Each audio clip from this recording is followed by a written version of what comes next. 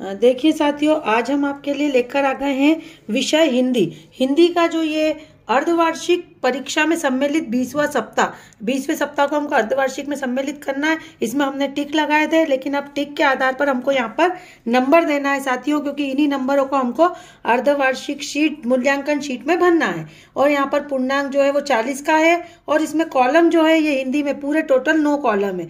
तो यहाँ पर देखिए मैंने ऊपर 5-5 नंबर लिखे हैं, मतलब यहाँ पर 6 कॉलम तक तो हमको 5-5 नंबर देना है।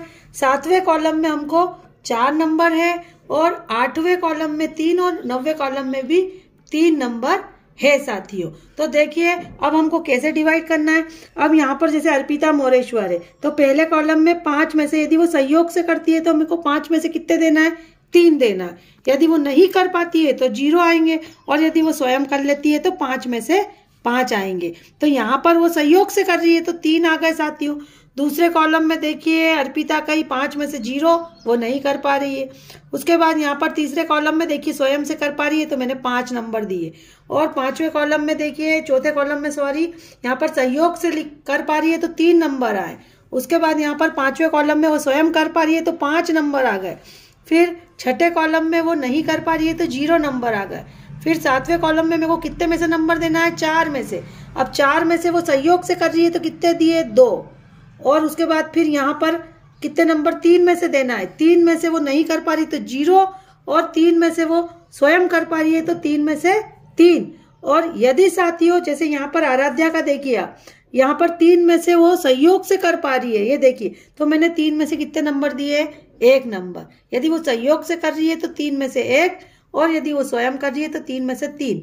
लेकिन 4 में से यदि वो सहयोग से कर रही है तो 2 ही नंबर आएंगे, और यदि वह स्वयं से कर रही है तो 4 में से 4 आएंगे, और यदि वो नहीं कर पा रही है तो 0 नंबर आएंगे। तो इस तरीके से देखिए यहाँ पर टोटल देख लीजिए, मैंने नंबर को काउंट करा है। 3, 5, 3, 5, 2, 3 बराबर कितने? 21 नंबर हो गए।